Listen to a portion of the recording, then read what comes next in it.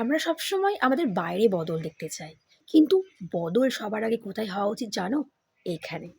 নিজের মাথার ভেতরে তুমি যখন বদল করবে, তুমি যখন সবকিছু চেঞ্জ এখান থেকে স্টার্ট করবে না, তোমার আউটার রিয়ালিটিও বদলে যাবে। Trust me.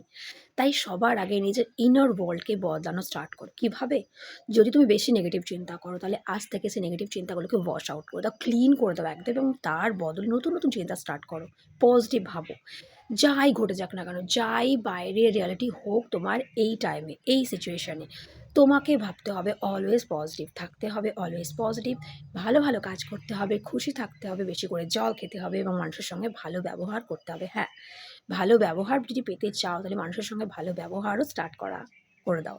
বি হাম্বল, যত বেশি হাম্বল হবে তত লাইফে গ্রো করবে এবং নিজের রিয়ালিটিকে যখন তুমি চেঞ্জ করবে এইভাবে, নিজের ভেতরের রিয়ালিটিকে যখন তুমি চেঞ্জ করবে, তোমার বাইরের রিয়ালিটিও দেখবে ধীরে, ধীরে বদলে যাবে। তুমি যেমন লাইফ আশা করেছো তেমন লাইফ তুমি পাবে। সবকিছু বাইরে তোমার ইচ্ছে মতোই হয়ে যাবে।